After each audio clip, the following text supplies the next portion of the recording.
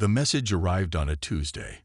Dr. Alex Monroe stared at his computer screen, coffee forgotten in his hand as the signal patterns danced before his eyes. For 6 years, he had worked at the Global Space Listening Initiative, scanning the stars for signs of intelligent life. Today, that search had ended. "This can't be right," he whispered, but the data didn't lie. The signal was artificial, complex, and definitely not human in origin. Within hours, the facility buzzed with activity. Scientists crowded around monitors, government officials arrived in black vehicles, and military personnel secured the perimeter. News vans gathered outside the gates like vultures, somehow already aware that history was being made. General Davis paced behind Alex as the team worked to decode the alien transmission. "How long?" he demanded. "Hard to say," Alex replied, fingers flying across his keyboard. "The pattern has mathematical elements we recognize, but the language structure is unlike anything we've encountered." 3 days later, they had their answer. The message contained coordinates for a meeting point near Jupiter's orbit, along with what appeared to be friendly greetings. Images of bipedal beings with elongated limbs and large eyes were included, the first glimpse of an alien species humanity had ever received. While the world celebrated, Marcus Reed sat alone in a darkened office at intelligence headquarters. A pattern analyst with 20 years of experience, he noticed something the others had missed. Hidden beneath the surface message was a secondary signal pattern, one that didn't match the friendly tone of the primary communication. "Look at these frequency shifts," Marcus explained to a room full of officials the next morning. "They're too regular to be random noise, but they don't contribute to the main message." Alex frowned. "What are you suggesting?" "I'm suggesting caution," Marcus said. "Every first contact scenario we've ever imagined assumes honest communication. What if that's not what we're dealing with?" The United Nations Security Council debated for a week. Some nations pushed for immediate and friendly response. Others, led by Marcus's findings, advocated for caution or even silence. In the end, they reached a compromise. Earth would respond, but with preparations. The UES Pathfinder, humanity's most advanced spacecraft, was outfitted for the mission. Captain Jane Foster assembled a crew of 12 scientists, linguists, and military personnel trained for first contact scenarios. Publicly, the mission was presented as a peaceful delegation. Privately, the Pathfinder underwent significant modifications. "These shield enhancements should protect you from most known forms of radiation and energy weapons," explained Chief Engineer Mike Bell as he walked Jane through the ship. "And we've installed prototype defense systems in hidden compartments throughout the hull." Jane nodded grimly. "Let's hope we don't need them." The night before launch, Alex found himself on the observation deck with Marcus. Both men stared at the stars, lost in thought. "Do you think we're making a mistake?" Alex asked finally. Marcus sighed. "I think we're taking a calculated risk. Humanity has always pushed boundaries. It's in our nature. But we've survived this long because we're also cautious when it matters. And if they are hostile, then we'll be ready." Marcus handed Alex a small data drive. "This contains alternative communication protocols if the primary systems are compromised. Only Captain Foster has the other copy." The next morning, millions watched as the Pathfinder lifted off from the lunar launch facility. The sleek vessel rose gracefully, its antimatter engines glowing blue against the black of space. As Earth shrank behind them, Jane gathered her crew on the bridge. "Whatever awaits us out there, remember this. We represent not just our nations, but our entire species. We go in peace, but prepared for anything else." The Pathfinder accelerated toward Jupiter, carrying humanity's hopes, fears, and silent preparations into the unknown. The Pathfinder reached the meeting coordinates after 23 days of travel. Jupiter loomed large in the viewing screens, its swirling storms casting an orange glow across the bridge. Captain Jane Foster stood with her hands clasped behind her back, outwardly calm despite the tension gripping her crew. "Anything on scanners?" she asked. Lieutenant Tom Wilson shook his head. Nothing yet, Captain. Space is clear for 10,000 kilometers in all directions. Keep watching, Jane ordered. They said they'd be here. The crew waited in silence. Hours passed. Some began to wonder if the alien message had been misinterpreted, or if this was all an elaborate hoax. Then, without warning, the sensors blared to life. Massive energy signature. Tom shouted, "Something's appearing directly ahead." Space itself seemed to fold inward, opening like a blooming flower. From within this distortion emerged a vessel that dwarfed the Pathfinder. It was sleek and black, resembling a giant manta ray with glowing blue veins running across its surface. "My God," whispered Dr. Emily Reed, the xenobiologist. "It must be at least 3 kilometers long." Communications Officer Lisa Park's console lit up. "Captain, we're receiving a transmission. Same frequency as the original message." "Put it through," Jane ordered, straightening her uniform. The main screen flickered to life, showing a being similar to the images they had received earlier. It had gray skin stretched over a thin frame, with 4 arms and large pupil-less eyes. "Welcome, humans," it said in stilted English, clearly processed through some translation system. "I am Overseer Tor of the Dominion. We are pleased you accepted our invitation." Jane stepped forward. "I am Captain Jane Foster of Earth. We come in peace and friendship." Tor's mouth stretched into what might have been a smile. "Of course, we invite you to dock with our vessel for the formal exchange of knowledge and culture."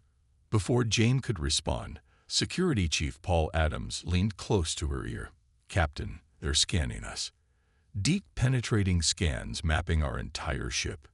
Jane maintained her diplomatic smile. "We appreciate your invitation, Overseer. However, our protocols suggest meeting on neutral ground first. Perhaps we could send shuttles to meet halfway."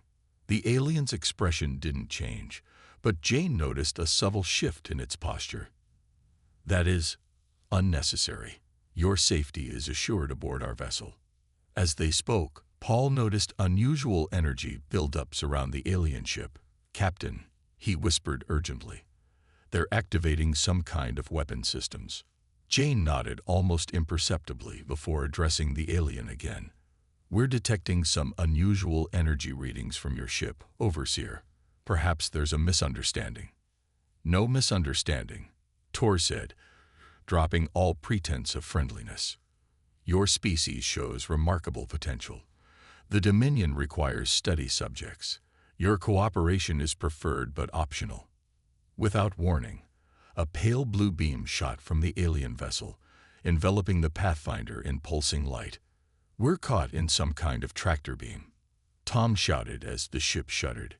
"Engine power dropping. Systems failing." Jane slammed her hand onto the emergency console. "Execute Protocol Omega." Throughout the ship, hidden panels slid open, revealing systems that weren't on any official blueprint. The ship's seemingly decorative hull markings suddenly glowed with energy. "Disruption field active," Paul announced. "Shield modulation in progress." The Pathfinder shuddered violently, then broke free from the blue beam. Jane didn't hesitate. "Activate quantum jump drive. Get us out of here." "But Captain," Lisa protested, "that system hasn't been fully tested." "Neither has alien captivity," Jane replied grimly. "Execute jump now." As the massive alien vessel launched smaller craft to pursue them, the Pathfinder's experimental drive engaged. Space warped around the human ship, and it vanished in a flash of brilliant light. The last thing Jane saw before the jump was Overseer Tor's expression of utter shock. Somehow, his prey had escaped a trap no species had ever survived before. In the darkness between stars, the damaged Pathfinder reappeared, carrying with it humanity's first bitter lesson about galactic diplomacy and precious data stolen during their brief encounter with the Dominion. The emergency meeting of the United Nations Security Council stretched into its 3rd hour.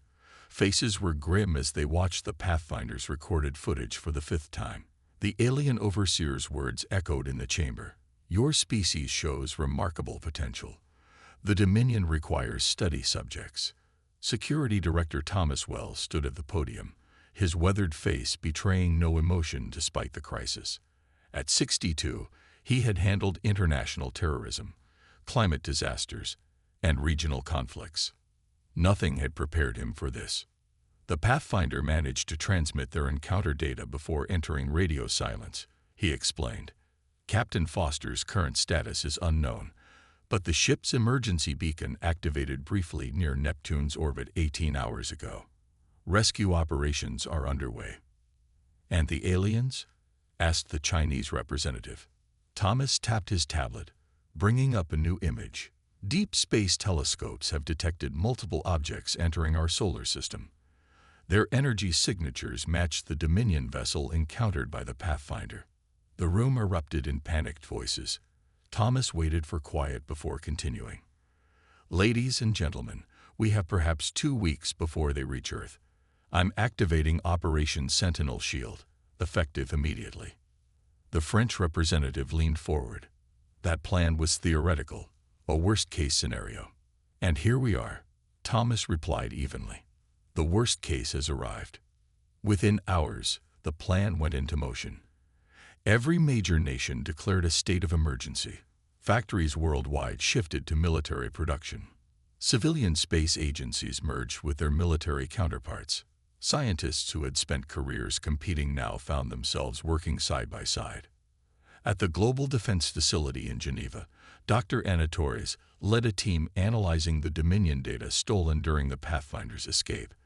The ship's sensors had managed to capture terabytes of information during the brief encounter. Their hull material absorbs most scanner frequencies, she explained to Thomas during his inspection. But their weapons emit a specific radiation when charging. If we can detect that signature early enough, we might gain precious seconds of warning before they fire. Thomas nodded.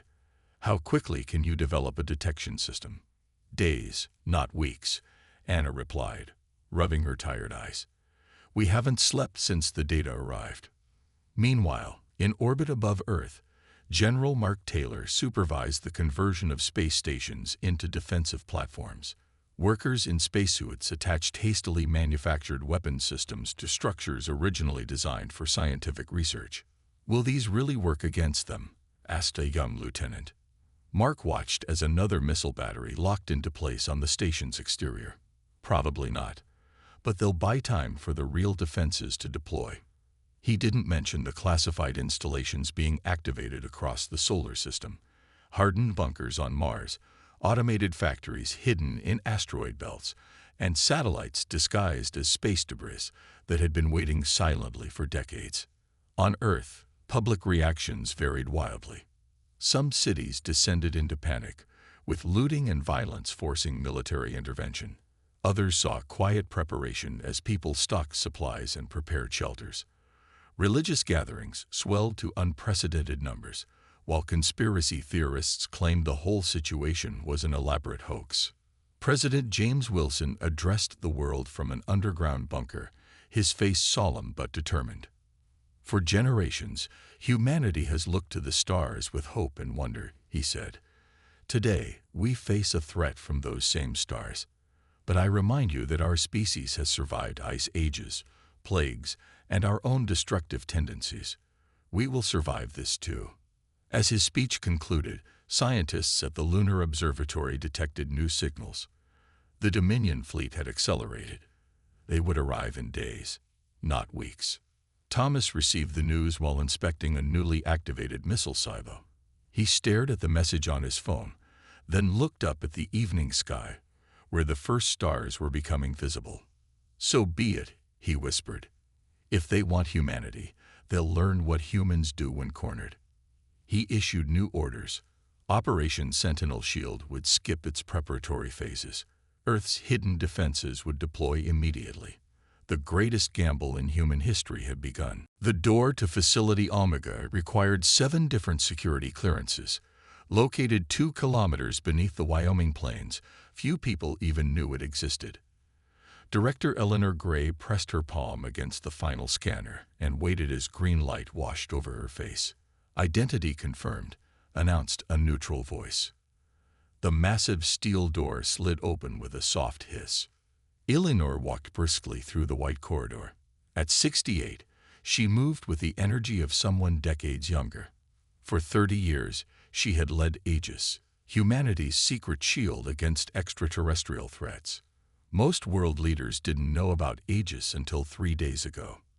"Status report," she demanded, entering the command center where dozens of specialists worked at glowing terminals. Colonel Frank Miller turned from the main display. "All systems coming online, Director. The Saturn defense grid is activated. Mars installations report ready. Asteroid belt launchers at 90% capacity." Eleanor nodded, studying the holographic map showing the solar system. Small blue dots represented Earth's hidden defenses, hundreds of them spread from Mercury's orbit to beyond Pluto. "And Project Blackout?" she asked. Frank's expression tightened. "Dr. Wilson says it's ready, but untested. We're taking a huge risk." "Everything about this is a risk," Eleanor replied. She tapped her earpiece. "Get me Dr. Wilson." Far from Wyoming, deep inside a hollowed-out mountain in New Zealand, Dr. James Wilson stood before his life's work. The blackout device resembled a massive gyroscope surrounded by glowing blue rings. It hummed with power, drawing electricity from the geothermal plant built specifically to feed it. His phone buzzed. "Wilson here. Doctor, this is Director Gray. The Dominion fleet will reach Jupiter's orbit in 14 hours. Is Blackout ready?" James ran a hand through his disheveled hair. "The math checks out.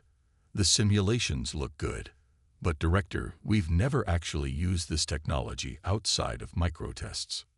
Will it work?" Eleanor asked simply. James looked at the massive device. "If it works as designed, it will create a gravity disruption field that should disable their faster-than-light capabilities within our solar system. They'll be trapped here and vulnerable. And if it doesn't work, best case, nothing happens. Worst case, we create an artificial black hole and destroy Earth ourselves." Eleanor was silent for a moment. "The President has given authorization. Prepare for activation on my command." In orbit above Earth, the UES Defender, Earth's newest warship, prepared for its first mission. Captain Robert Pierce studied the tactical display showing the approaching Dominion fleet. "Stealth systems functioning perfectly, sir," reported his first officer. "They haven't detected us." Robert nodded. Originally designed as an orbital defense platform, the Defender had been hastily converted into a mobile weapons platform when the Pathfinder sent its warning. Its existence remained classified, one of many secrets humanity had kept even from itself. "Drone swarms?" Robert asked. "Ready for deployment, sir. All 5,000 units." These weren't simple drones. Each contained technology reverse-engineered from fragments of alien craft recovered over decades. Small enough to avoid detection, but deadly enough to damage even Dominion ships, they represented humanity's first line of active defense. Meanwhile, in Geneva, Thomas Wells entered a secure room where representatives from 12 nations waited. "Operation Sentinel Shield is fully deployed," he announced. "But I've been authorized to inform you of another program." He activated a screen showing Eleanor Gray's face. The representatives looked confused. None recognized her. "This is Director Gray of Aegis," Thomas explained. "Since 1947, her organization has been preparing for this exact scenario." Eleanor spoke calmly. Following the Roswell incident, world leaders secretly established Aegis to prepare for potential threats from space. For generations, we've been building defenses, gathering technology, and placing weapons throughout our solar system, all hidden from public view and most government oversight. Shocked murmurs filled the room. The Russian representative stood up angrily. "This is impossible. No such program could exist without detection." Eleanor smiled thinly. "That was precisely our first mission requirement. And we succeeded for 78 years. She typed something on her keyboard, and the screen changed to show a real-time map of Earth's orbital defenses, hundreds of satellites that officially didn't exist. "Ladies and gentlemen, Eleanor continued, humanity has never been as defenseless as we appeared, and the Dominion is about to learn that painful lesson. The Dominion scout ships entered the solar system with supreme confidence.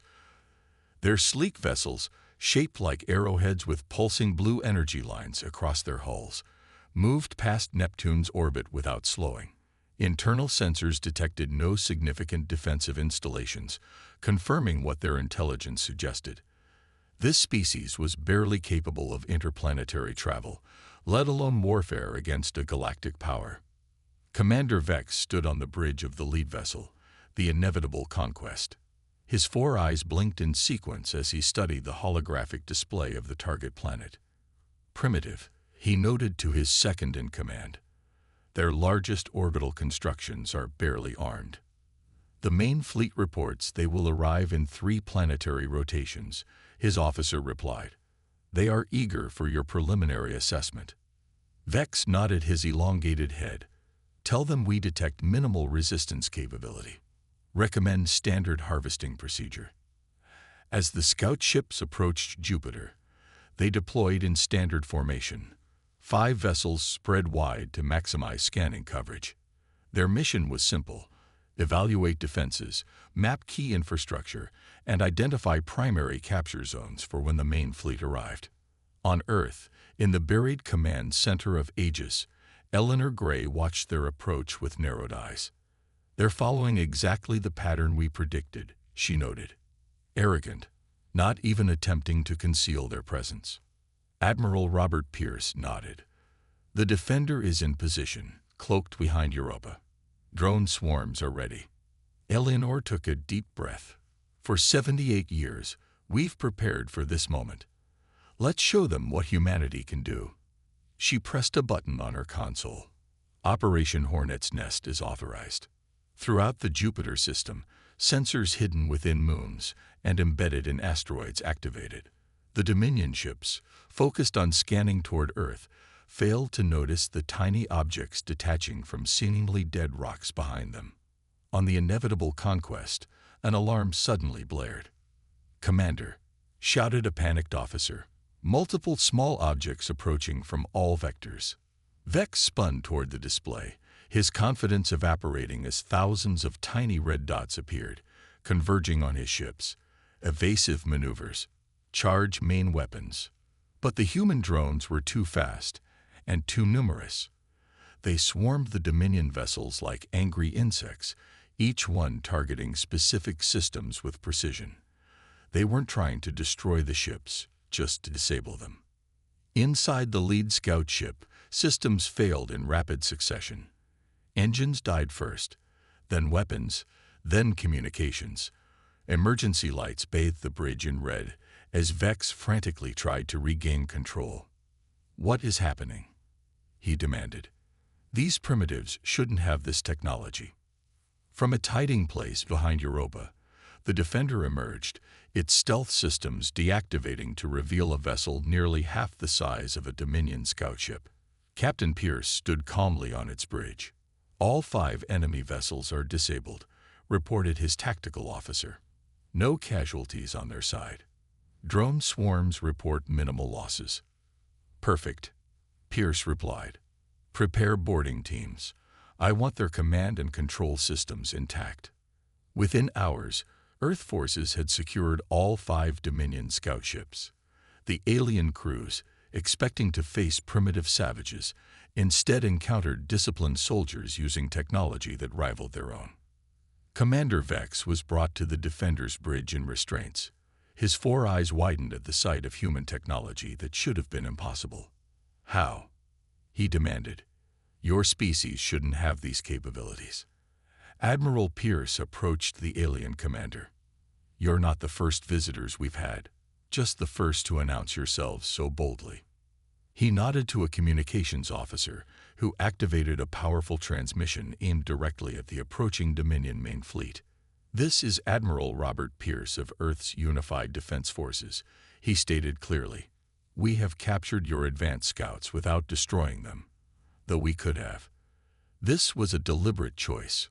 The transmission included footage of the disabled Dominion ships and their secured crews. We now control your scout vessels and have accessed your navigational data. We know your fleet's composition, capabilities, and flight path." Pierce paused, his face hardening.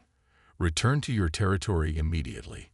Any further approach will be considered an act of war. We come in peace, but we stand ready for war." As the transmission ended, Vex stared at the human admiral with new understanding and growing dread. "You have no idea what you've done," the alien whispered. "The Dominion does not retreat." Pierce smiled grimly. "Neither does humanity." The Dominion flagship emerged from faster-than-light travel at the edge of Mars' orbit.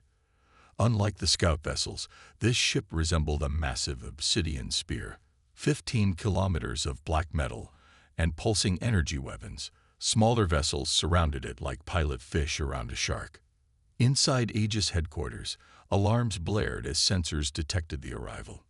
"They've bypassed Jupiter completely," Eleanor said, her voice tight. "And they've brought significantly more firepower than our intelligence suggested." Thomas Wells studied the tactical display. "Why only one command ship? Our data indicated they would bring at least 3. On the main screen, the Dominion vessels moved into attack formation. Instead of continuing toward Earth, however, they stopped. A communication request flashed across the display. "They want to talk," Eleanor said, surprised. "Put them through," Thomas ordered. "All channels, full broadcast." The screen flickered, revealing a Dominion commander unlike any they had seen before. This one had 6 eyes arranged in a circle around its elongated head, and skin that shimmered with metallic implants. When it spoke, its voice carried an artificial harmony that made the humans in the room uncomfortable. "I am Overlord Krell, Supreme Commander of the Dominion Expansion Forces. You hold 5 of our scout vessels and their crews. Return them immediately, and your punishment will be minimal." Thomas stepped forward. "This is Security Director Thomas Wells of Earth. Your vessels entered our territory without permission and with hostile intent. They remain in our custody as evidence of your aggression." Krell's multiple eyes blinked in sequence. "You mistake the situation, human. We are not here to negotiate. The Dominion has catalogued 812 species. All eventually submitted or perished. You will be no different." "Perhaps," Thomas replied calmly. "But before you make that decision, we request your presence for formal discussions. One vessel, unarmed, may approach Earth orbit." Krell made a sound like grinding metal, possibly laughter. "You are in no position to make demands." Thomas nodded to Eleanor, who pressed a sequence on her console. "Actually, we are." Across the solar system, hidden installations activated simultaneously. On Mars, massive hangar doors opened in what had appeared to be natural canyons, revealing missile batteries aimed at the Dominion fleet. Among the asteroids, camouflaged platforms powered up weapons systems. From Earth's oceans, submarines launched specialized missiles that took up position in low orbit. "This is merely a fraction of our defensive capability," Thomas explained. "We could destroy your current fleet 10 times over." But that's not all. Eleanor activated another transmission. The screen split to show multiple tactical displays, each featuring a different star system. "These are the coordinates of 17 Dominion colony worlds and your 3 primary homeworlds," she said matter-of-factly. "We have had faster-than-light capabilities for longer than you realize. For 20 years, we've been mapping your territory." Krell's posture changed, his confidence visibly shaken. "Impossible. Our detection networks would have failed," Eleanor interrupted, "just as they failed to detect our preparations here. Each of these systems currently hosts at least one cloaked Earth vessel carrying planet-killer weapons." This was humanity's greatest bluff. The displayed coordinates were real, painstakingly gathered from captured Dominion databases, but the threatening Earth fleet existed only in carefully crafted simulations. Thomas leaned forward. "We've studied your species extensively. We know your biological weaknesses, cultural pressure points, and military doctrine. We've been preparing for this confrontation since long before you sent your message." Krell remained silent, his 6 eyes fixed on the human representatives. Here are our terms, Thomas continued. Immediate recognition of Earth's sovereignty and a 50 light-year exclusion zone around our solar system. Reparations for the Pathfinder incident. A non-aggression pact guaranteed by mutual surveillance. And if we refuse? Krell asked, his harmonized voice notably less confident. Eleanor smiled thinly. Then we will demonstrate our capabilities on an uninhabited moon of your choosing. After that demonstration, our terms will become significantly less generous. Krell's eyes blinked rapidly as he received communications from his advisors. You will have our answer in 6 hours, he finally said.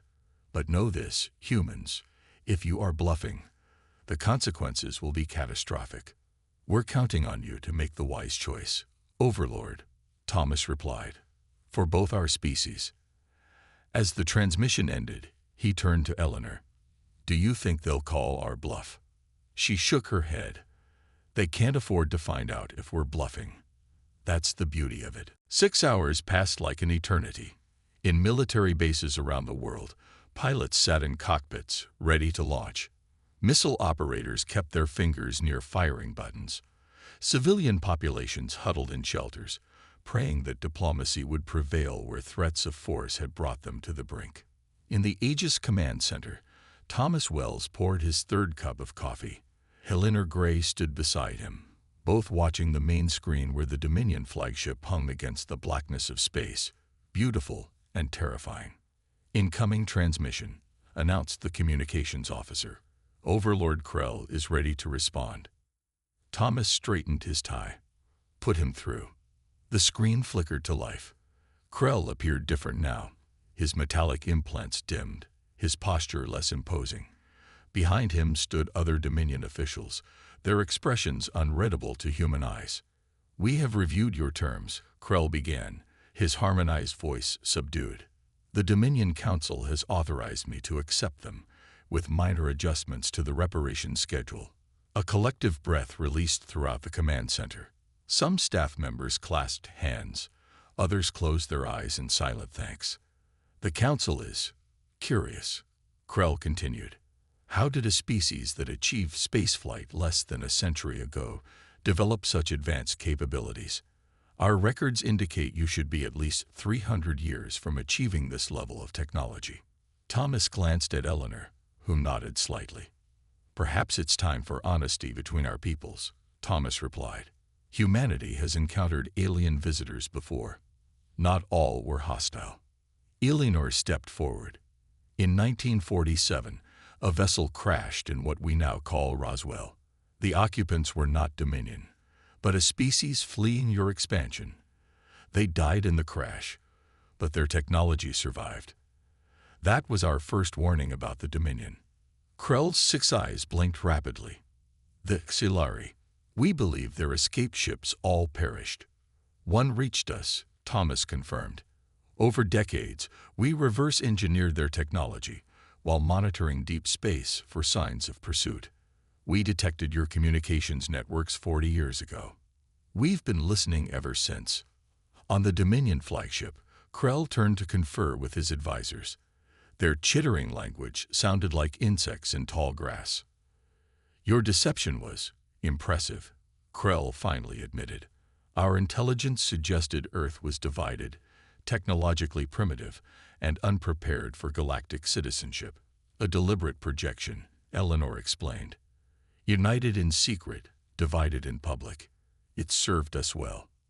United Nations Secretary-General Maria Hernandez joined the transmission from New York, her dignified presence adding formal weight to the discussion. Overlord Krell, Earth accepts your acceptance of our terms. We propose a formal signing ceremony in neutral space, perhaps at the midpoint between our fleets. Krell agreed. Within hours, small delegations from both sides met aboard an Earth shuttle positioned between the opposing armadas. The treaty, formally titled the Sole Dominion Non-Aggression and Recognition Accord, was signed with representatives from all Earth nations present. As the formal proceedings concluded, Krell approached Maria privately. Your species puzzles me, he admitted. You had the capability to strike first, yet you chose restraint. You threatened force but preferred peace. Maria smiled. Our history is filled with violence, Overlord. We fought countless wars among ourselves. Those experiences taught us valuable lessons. What lessons? Krell asked, genuinely curious. Never underestimate a potential adversary. Always prepare for the worst while hoping for the best. And most importantly, she looked directly into his clustered eyes. The strongest civilizations are those that choose peace from a position of strength, not weakness. Krell considered this. The Dominion has always believed strength comes from conquest. Perhaps there are other forms of strength for you to discover, Maria suggested. 3 days later, as the Dominion fleet prepared to depart, Captain Jane Foster and a crew of the Pathfinder returned to Earth orbit.